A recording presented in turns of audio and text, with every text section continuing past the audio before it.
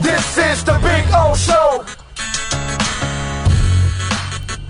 This is the Big O Show. How you feeling, bro? You feeling good? I'm tired, as I'm always tired. Yeah, sure. Wait till you get to 55. Well, 50. I'm 44, and I've got a 9-month-old who wakes up at 5 o'clock in the morning like clockwork. Yes. If anybody out there knows how to reprogram a 9-month-old, I told you already. I gave you the key to it long time ago. You had to keep her up at night. She goes to bed. She's if she's cranky as hell at 6:30 and it wants to go to bed. If she's not in bed at 7:30, she's miserable. You gotta fight it. You gotta fight it. I know that I went through it. My daughter was cranky early on. Now the poor girl stays up at night all the time now. So I've created an insomniac. Unfortunately, but yeah, that's what we did. We would play with her up until like 9 o'clock or something, 9:30. We tried whole morning, dude. We sit in the living room, we play, we do everything, and then she just gets irritable, and it's like nah. But anyway, I just and it doesn't matter if we can keep her up till like 9. She's still up at 5. Yeah, because that's her body clock, but you got to keep doing it, and then eventually she'll start sleeping later and later and later, and that's what happened with us. That we got lucky, we got in a groove that way, and it did help for all of us. But anyway, all right. So Flo had his press conference. Yeah. First of all, any updates on the injuries? I'm laughing because I try. No, I'm laughing because it's like Will Fuller. Like, man, I need to see some X-rays. I got it. Like, this must be at this point. This must be the broken finger from hell, dude. At this point, he's taking longer than the defensive end that blew off his fingers. 6, 7, 8, 9. This is going to be week 10. That's what I'm saying. Jason Pierre-Paul didn't take this long, and he's missing fingers. Yeah, but he doesn't have to catch a ball. But and listen, I just want to see him at practice. Still missing fingers, bro. My man's missing fingers. There's a quarterback that came back to play with a fractured finger. That's a bad look for him, dude. I mean, the quarterback's playing with fractured ribs and a fractured finger, and he's throwing 100+ quarterback rating every week. Bad look, Will Fuller. Yeah, and Devontae Parker, you know what it is. Devontae will probably be back maybe in 2 weeks, and then he'll get hurt again, and we'll do this all over again. No, I'm with you there. But the Will Fuller thing, my Lord, I mean, stealing without a gun and a mask, he is the definition of it, dude. Holy moly. Hey. Right, does that guy even have the balls to look at anybody straight in the eye when he walks out of his house in South Florida? Because seriously, I mean, he didn't put a gun to your head. He did not put a gun to your head. No, I know, but I mean, have some pride, man. You know what I mean? Like, hey, I listen. Show me something, bro, because this is a terrible look, dude, for him. Terrible look. I mean, if you want to continue to play, which I don't know if he wants to continue to play, because I've heard that. I'm not even gonna lie, I've heard that. He's got to give you a good month in the season to show you what he can do, right? Yes. Oh no. Well, I'm done with him already. I mean, there's no way I would even. No, I'm not talking about for the Dolphins, not for the Dolphins. No. Oh, for anybody else. Oh, yeah. But Omar, I think he's done already. If he continues to play, he will play on a minimum deal next year with some incentives, because nobody's going to give him any kind of a contract next year, because he's proven over and over and over and over again, and this year more than ever, he's unreliable. That's the problem, dude. Amen. You know what I mean? So how about anybody else on the injured list? Devontae Parker probably a couple weeks away. What else? Who else are they missing there? Most of the guys got put on IR recently. So Dieter. Dieter's the only other guy. Dieter practiced last week. He might practice again. I think they've got a need now because Austin Ryder's hurt. That's so now, Cameron Tom played. So that there were a couple of ugly snaps too, dude. Okay. So that means you are now on your 5th center for the season. No, fourth. Cameron Tom played. Well, Tom, Mance, Ryder, and Dieter. It's 4. It's 4. Tom, Mance, Ryder, Dieter. All right, my bad. Yeah, 4. It's 4. But still, bro, 4's a beast, dude. I mean, give me a break. But yesterday there were very few negatives in the game yesterday. But 2 of those negatives were a couple of really bad snaps and an injury. So I would imagine that if Dieter practiced this past week, God, I hope he can play this coming week. He didn't look close when I looked at him, but I mean, I'm no doctor. I didn't even stay at a Holiday Inn. I'm a Marriott man, so what do I know? But you didn't stay for the whole practice because maybe but he's not moving well. He's moving, not like football moving. Right. But we'll see. I mean, he's been working hard to get back, and the hope and the excitement is that he couldn't come back. He can come back, and the O-line was its best with him there. Obviously, he's not a backup, so that's important. So we'll see how it goes. We'll see how it goes. And the other important part is to get him back so he can kind of continue showing what he was doing before. And then maybe you can assess whether he's one of those guys that you want to build around. Yeah, exactly. I mean, you gotta get him in there to get more play in there because he was trending in the right direction, but you still have not been convinced yet. So you kind of need a little more convincing. You know what I mean? So that's why I'm saying it would be nice to get him out there for the next 5 weeks. I'm completely rebuilding this whole line, and it starts with us. It starts with a center, and it starts with, Dieter's a nice player. He's not somebody I want to build a team around. Yeah. By the way, somebody sending in Matt Skura. Skura never played for the Dolphins. He got signed this year and got released.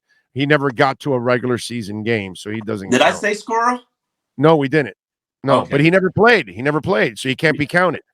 I don't think I counted. He never reached the regular season, but he's playing for somebody. I forget what. But Robbie, good call on your part. He was part of the preseason training camp roster, but they got rid of him, so he never really became the 5th center to play. He's starting for somebody now. I can't remember who he is. Yes, he is. I forgot where, but you're right.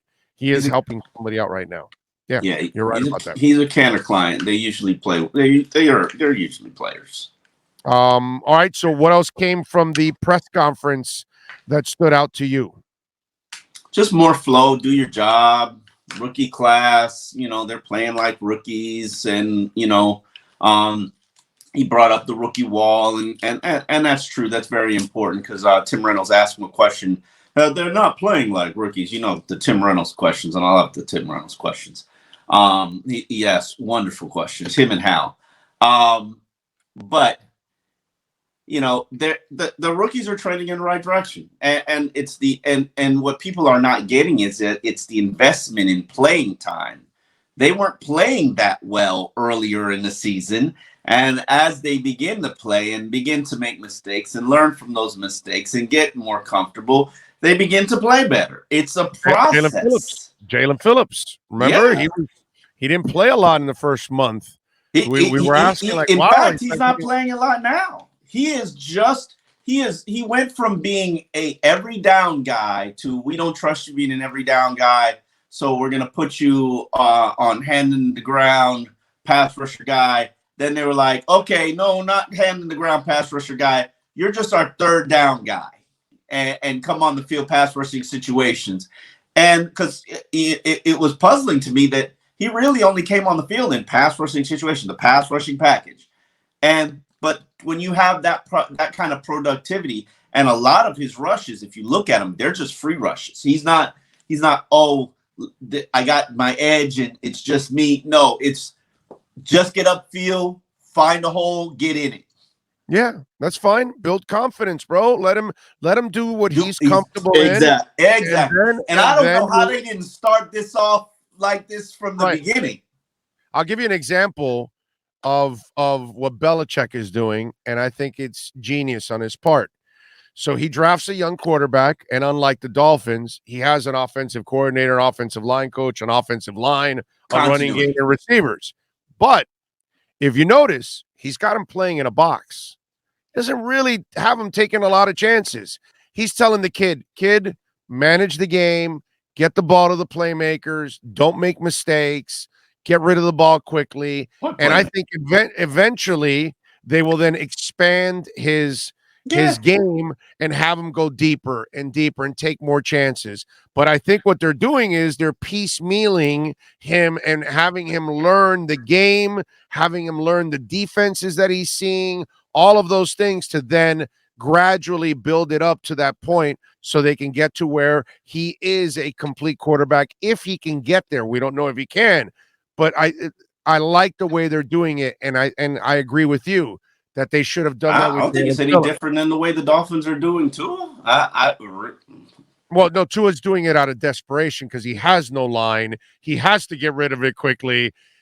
This guy actually has time, but they don't want him taking a lot of deep shots, so they keep him in a box. It's a different reason why Tua's stuck more inside a box than this guy. This guy, it's a whole different I think it's I honestly think it's both of them come from that RPO offense, and that is the RPO offense. Yeah, it's paint by numbers. It's you have a indicator player. I forget what they call that. Conflict player. Sure. You read your conflict player. Your conflict player determines where the ball goes. You get the ball out your hand quickly. It's really the RPO offense, which I thought it was going to be the new thing in the NFL. I'm not that big on it anymore. I see the limitations of it in the NFL, primarily the run game. Now, I'm looking at it from the Dolphins standpoint, and the Eagles use it, and they got the best run game in the NFL. So, what do I know? But the rules are different in college, and in college, the offensive lineman can tee off and get 3 yards downfield. In the NFL, the offensive lineman can tee off, but they can only move 1 yard downfield.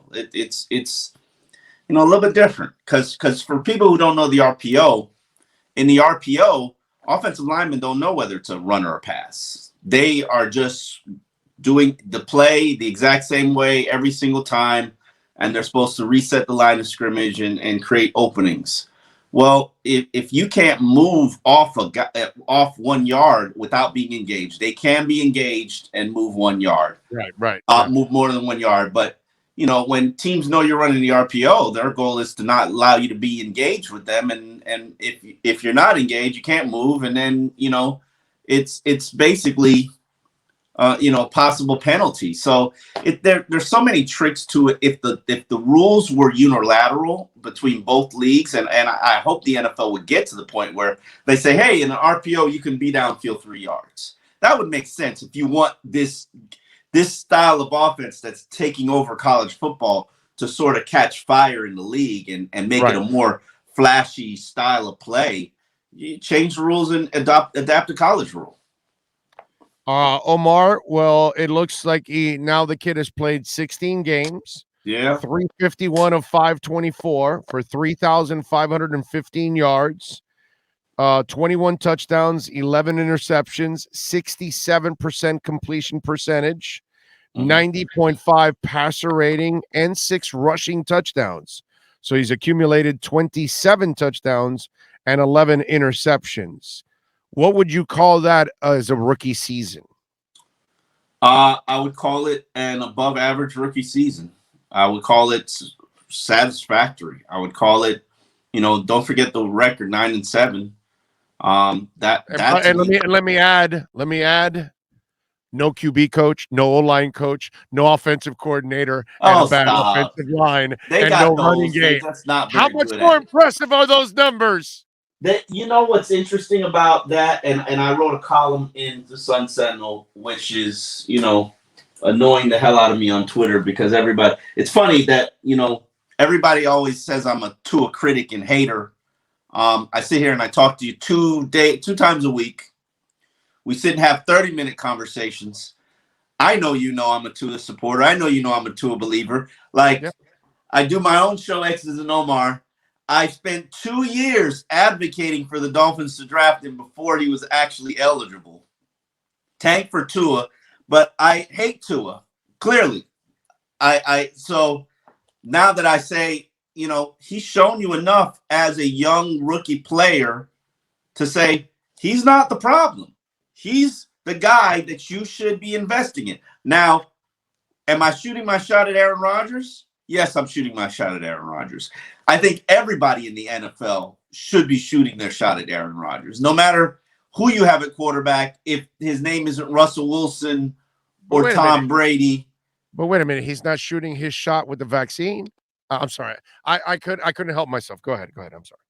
Listen, everybody has the right to live their life how they want to live their life. At least have some respect. He didn't give you a fake vaccination card. Well, I mean, listen, we don't need to get Antonio Brown in this conversation. Stop it. Listen, stop with Antonio Brown. Listen, let me say something about Antonio Brown. This man has been extorted more than any human ever possible.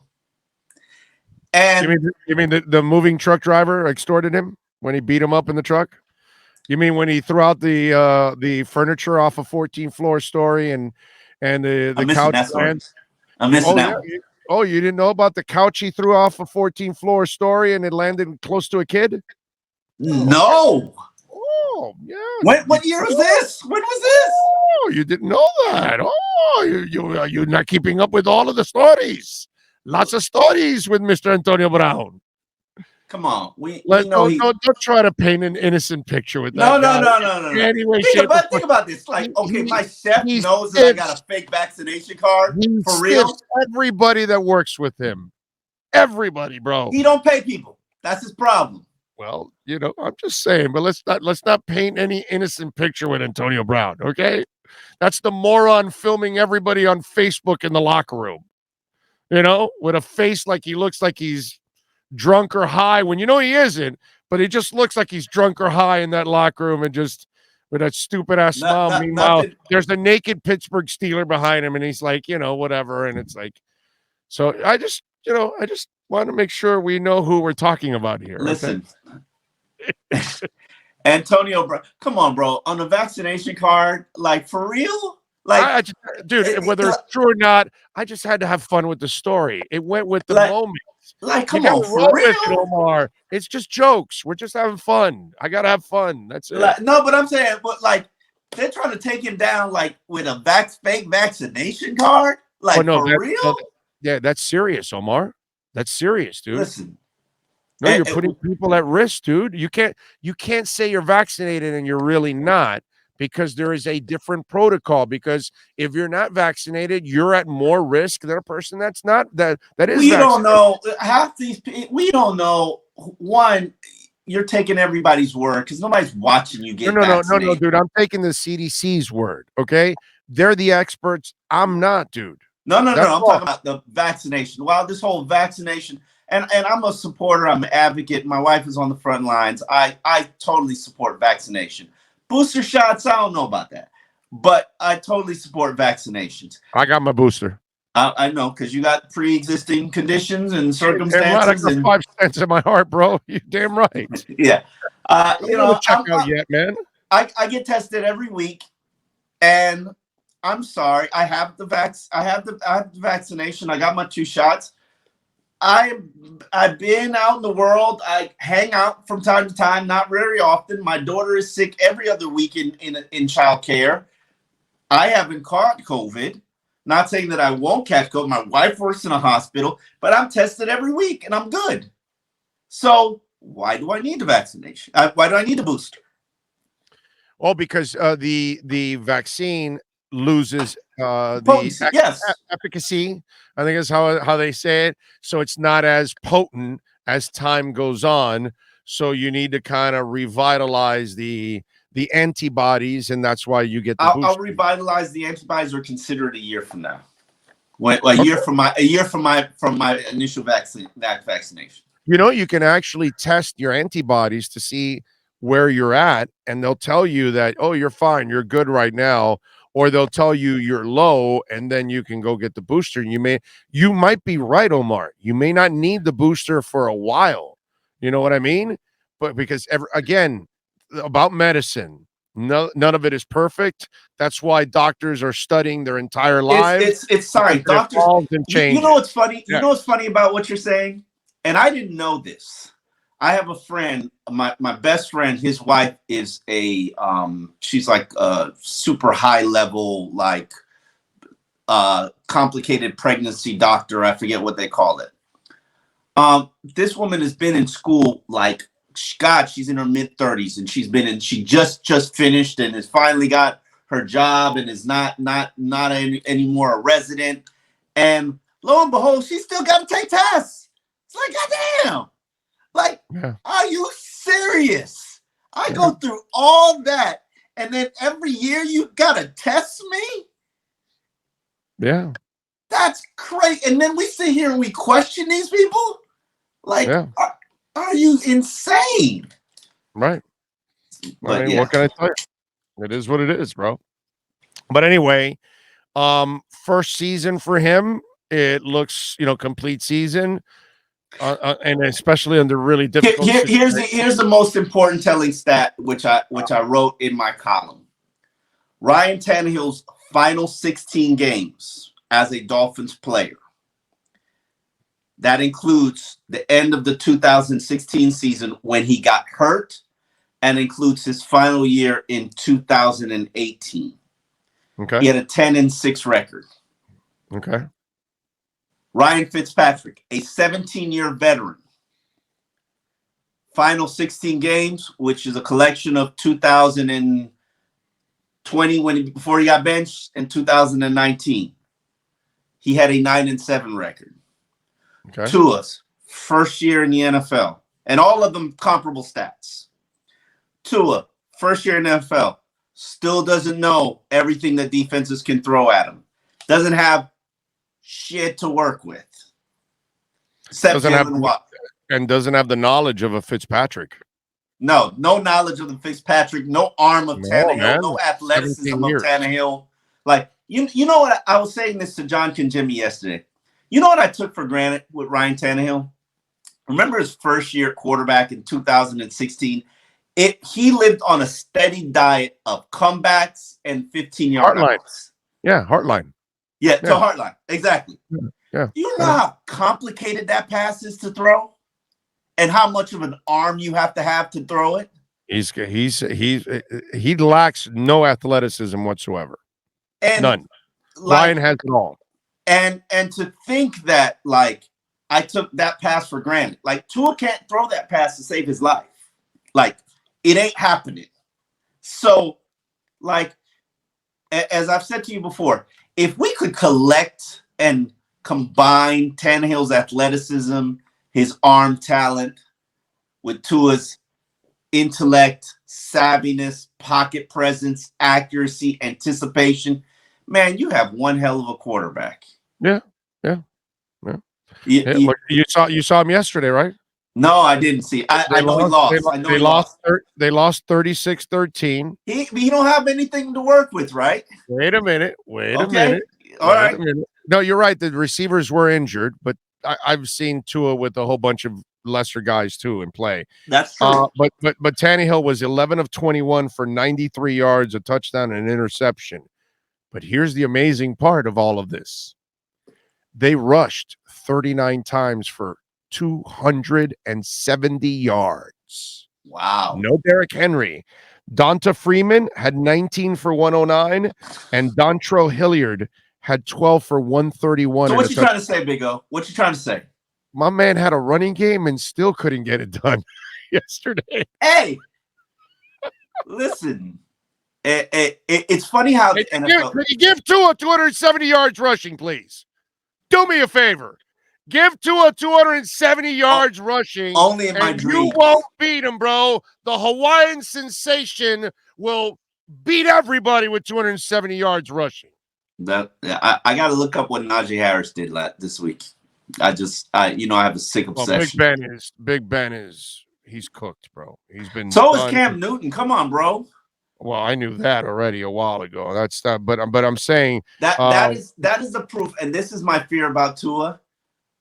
When defenses know you don't have the arm to throw outside the numbers, even though you still believe you could throw outside the numbers, like Dolphins kept jumping every route Cam Newton threw outside. Of course. And because remember, Cam has no anticipatory skills. So he waits for the break, and the DBs know that. So, but before, when his cannon was his cannon, he could still beat the DB to the edge. Now, his cannon is not a cannon anymore, and he can't beat the DB. He's not making that Randall Cunningham evolution as a quarterback. Najee Harris, Ben Roethlisberger, 24 of 41, 263, a touchdown, and 2 interceptions. So you have no quarterback. Najee Harris goes 8 of 23. And 3 receptions for 14 yards.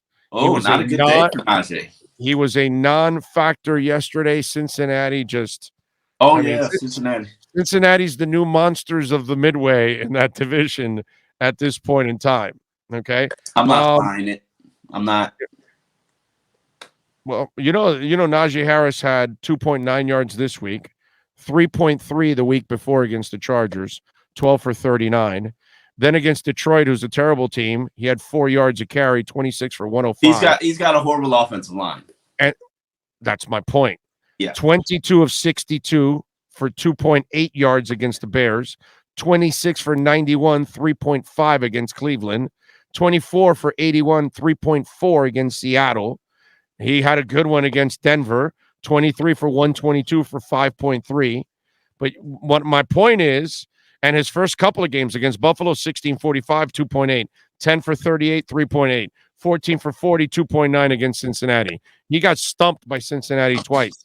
But my point is, for all the people that talk crap, oh, no, bring Najee Harris here and everything will be different. No, dude, if you don't fix the line, you're not going to have your quarterback very long. You're going to get Tua killed, and I don't care who the running back is. You don't win running into walls. I'm sorry. It just doesn't happen. And so you look at the Steelers, and they have at least what used to be a Hall of Fame quarterback. So you have an image of maybe a guy you got to kind of respect a little bit, but you look what happens to Najee. And so it's just a lesson that if you don't fix that damn line, they're not going anywhere, bro. I preach it all the time. It all the time. Nobody preaches it more than you do. Every single year. You gotta you know what my new plan is? Trent Brown from right, I got you. No, I know what you're saying. They're not gonna overpay. You know the Patriots aren't gonna overpay. He's a Miami resident. He trains down here in the offseason. Right. You already know he's a mountain of a man, so you're not getting around him. Yeah. And you need to get at least 2 of those guys. Huh? You need to get 2 of those guys. 2. Probably. You gotta go get another stud lineman, spend the money. And if you get a real O-line coach, I think he'll make, out of the guys you do have, I think he'll find 2 or 3 guys that can work. I don't believe these 5 guys are a bust. I don't believe it, bro. Every other draft pick is developing. Every other one. The only 2 that aren't developing are not playing. Noah and Hunter. That's it. All the other guys they drafted that they're playing, they're all developing. So after all the crap that people talked about with the front office screwed up in hiring a coach that can't build a staff. Front office don't do that. That's not front office's job. No, I'm not saying that's Flo's job. What I'm saying is the front office screwed up in hiring Flo. They have to get another coach that can build a coaching staff. That's what they need. You do realize nobody's being fired, right? Probably not. You know what I'm saying? But I would get rid of him. And I think there's a schism in the building, bro. I think a lot of people believe in Tua, and I think the coach doesn't. And I think there's a problem in the building with the coach and his unsatisfactory ways for his quarterback in that building.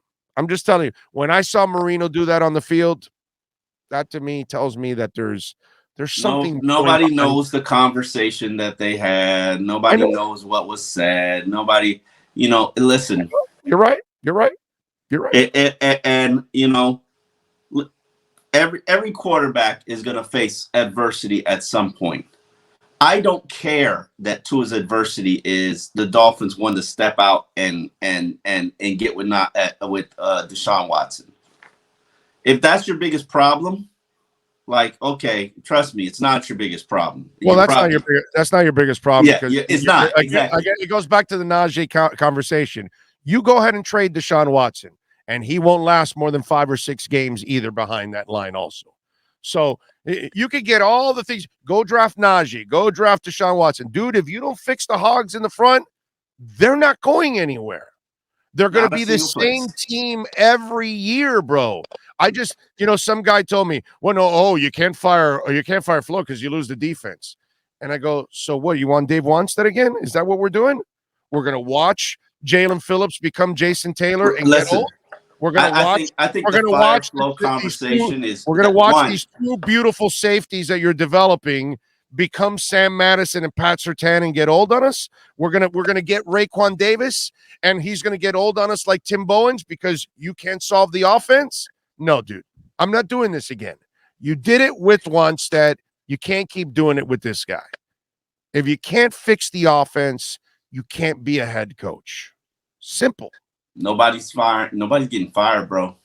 I hate to break it to you. Tua or Flo. Decision needs to be made. Tua or Flo in this building. That's what's going to happen in the offseason. Watch. If they trade Tua, they decided to keep Flo. If they keep Tua, they're going to fire Flo. I'm not even sure there's any division between Flo and Tua. I disagree with you. Now, I think, Tua's feelings were hurt by the organization, but he put on his big boy pants and he realized, hey, if I want a $300 million contract, don't matter who I got to play for, I got to perform and play well. By the way, he's the only one that wore big boy pants. Only one. He's the only one. Flo ain't wearing no big boy pants. Okay? He's the only one that wore the big boy pants. I disagree with you. Flo took questions every day, unlike everybody else in the organization. Yeah, and completely misled you guys and never told you anything. Didn't mislead us. Stuck to his narrative. Wouldn't allow the story to go away because the story wasn't going away. Right. Did not lie. I respect that. It didn't exactly, a head coach's job, and I'm glad, I forget who asked that question, is to not create distractions or to get rid of distractions.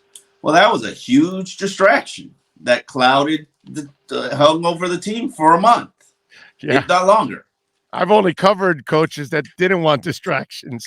Meanwhile, it was like a welcome distraction here all the time. They acted like they didn't want it, but they were acting like they were looking for it. It's the weirdest thing, dude. It's a weird dynamic. Anyway, it's that's past them for now. Tua's an adequate. Let's see. He's the 17th highest rated quarterback in the NFL right now. Let's see if he continues to move up. The goal should be a top 10 quarterback. And he's top 10 right now. 17 with the shit he works with makes you top 10. Okay? All right? He's got the three stooges. I'm not giving out gifts and consolation prizes and I'm not giving out gifts, consolation prizes, credit, welfare, NFL welfare. He's got the three stooges as his offensive coordinators.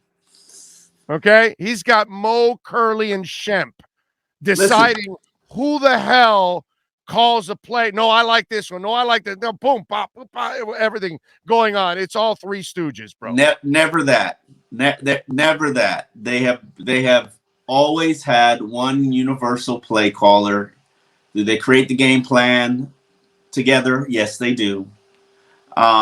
Listen, am I happy with everything going on offense? Absolutely not. I think everybody over there is a level ahead of where they should be. Is that Flo's problem? Yes, it is Flo's problem. Flo needs to fix it. Hopefully he'll fix it in the offseason. He's not afraid to fire people. That's what he's been doing for 2 years. I hope Chris Greer is not afraid to fire people too. Whatever. Yeah, that wait for that one.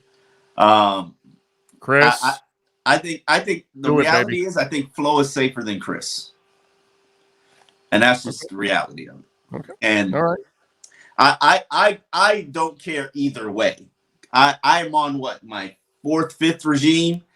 It just keep on churning, and it's gonna keep on churning. And by the way, I saw the video. They caught you doing the waddle on your way to the car. I heard that I heard you're now doing the waddle after an article. Every time you write an article and you're happy with it, you waddle. Did you immediately know what it was? That's my question to you. What? When you waddled, did you immediately know? That's waddling, yeah, like a penguin. Yes, right away. I didn't get it. I'm not surprised, actually. I gotta be honest. As much as I love you, I can't be surprised that you did not get a joke. Okay, because that kind of happens. I didn't get it with you.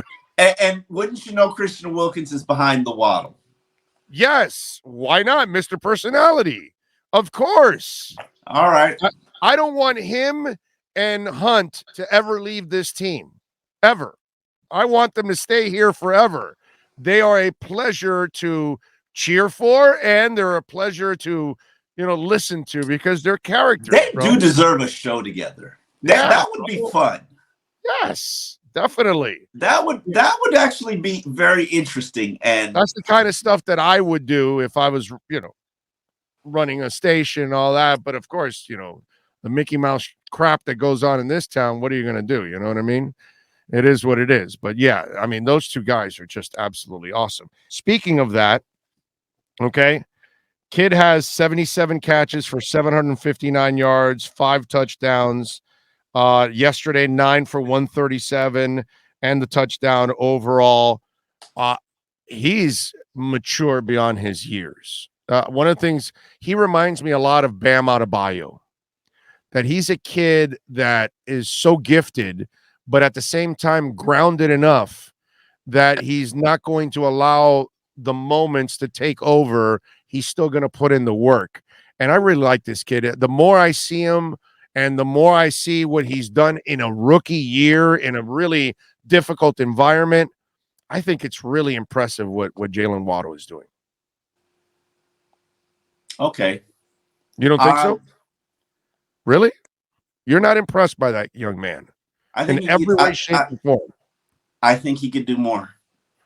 I said this on Twitter, and I truly do mean this. Like, majority of the stuff that I saw them run in training camp, I have not seen them run yet. And I'm like, they have no line, doggy. They have no line, no running game. I know. Once you fix the hogs in the front, and you get a running game, that'll buy Jalen all the time. I want to see him run. I want to see him run a deep dig. Like, why doesn't he run a deep dig? Because he doesn't have time to do that kind of stuff. Why don't they run an end around? That doesn't require them, the offensive linemen. Well, an end around, no. Okay, yeah, no, that's yeah. Like, he's carried the ball twice. Yeah. And one of them was for a touchdown on an end. Right, and they're usually around the end zone is when he does it. Yeah. And I think he, I love the praise. He's on pace to have a great rookie season if he can stay healthy. One, I don't think he's 100% healthy. And two, I think he could do way more than what he's capable of if he had more help. All right, exactly. Stay with me on this. Not only the line, but if you want to do all that end around stuff also, you have to have receivers that are exceptional at blocking. Hey, Mac, you know what I mean? Hold on. Don't disrespect wait, like that. Don't talk about Mac Hollins when they don't play. No. Don't talk about Mac Hollins because he's not on the field. No. You can't disrespect Mac Hollins like that because your boy is out there. Your boy Mike Gesicki's out there playing split end instead of Mac Hollins. I didn't disrespect it. I'm telling you, they don't use his ass, so it won't go. Why the hell isn't he on the field and them running an end around to his side? Albert Wilson. They're using tiny little Albert Wilson, who had a first down and decided, no, I'll run a couple of yards behind and kill the drive. Did that drive get killed? So stay with me here. Not just the receivers, but you also have to have tight ends that can block.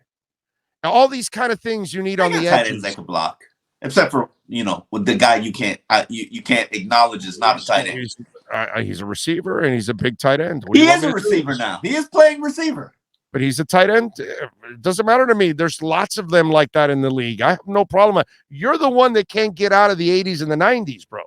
Your brain, it still wins. Your brain doesn't evolve to what's going on in today's football sometimes. It still wins. That's why. It still wins. Duncan Gesicki, bro. Duncan Gesicki is what's going on. No, but seriously, on the edges, you need people that you can count on. They got people who block. 70% of the receivers are injured. So the other guys that they're using, and I don't know if you want to put Jalen Waddle, he's the only one. Then who else are you going to use? Albert Wilson? Preston can block and Matt Collins can block. Preston can't even be on the field, bro. And if you put him to block. Preston played H-back while Mike Gesicki can't play H-back. Preston Williams is a distant cousin of Sam Bowie. If you make him block, he will break down right on the spot. Okay, he will dip like Dogecoin does sometimes. All right, that's what's you're gonna count on Preston Williams to stay physical. The man got injured in the back of the end zone trying to catch a pass with no contact whatsoever. It happens. It's physical sport. It happens to him way too much. He's got a groin injury, man. Groin injuries are tough. I was looking That's at what this. I'm saying. The fact that Isaiah Ford has outperformed Preston Williams is very problematic. Well, but Isaiah Ford, you know what? I'll give Isaiah Ford a hell of a lot more credit than Preston Williams ever. He's a pro's pro, dude. Isaiah Ford is always ready. Isaiah Ford plays hard. He plays with heart. That sumbitch has never been given anything.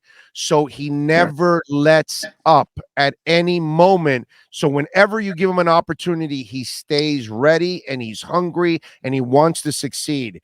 If Preston Williams had half the fire of Isaiah Ford, you might have yourself a pretty damn good player overall.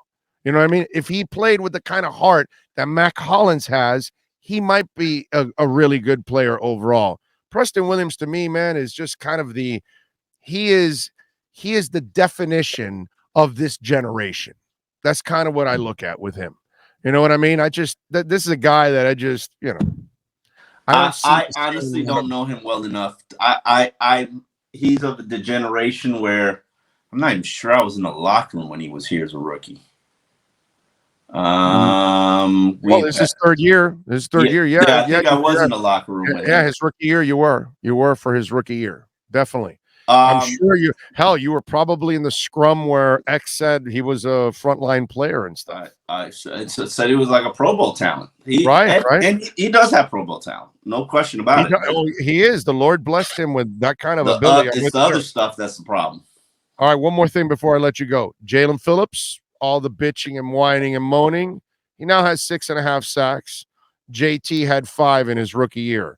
So people can stop talking crap. JT didn't become JT really till year 4 because he had 5, 9, and then 2 sacks in his third year. And then his 4th year was 14.5 sacks. And from there on out, he became the monster. But, because everything goes, if you're a defensive end, it goes to JT. If you're a receiver, you're compared to some of the elite receivers that played here. You know what I'm saying? So for the people that were all off the Jalen Phillips bandwagon, what would you say to them now? You got to watch the team and understand how they play and how players are used and the roles of rookies. And Jalen Phillips doesn't play every down and he doesn't play every package because that's the way that they have things envisioned for him. I have no problem with that. I don't have a problem with it either. But he's effective.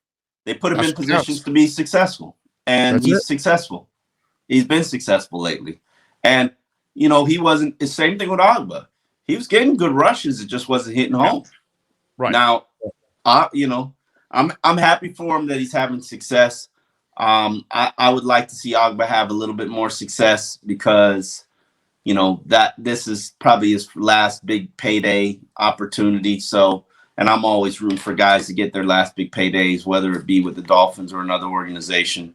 So, even Andrew Van Ginkel, I think he's starting to play better.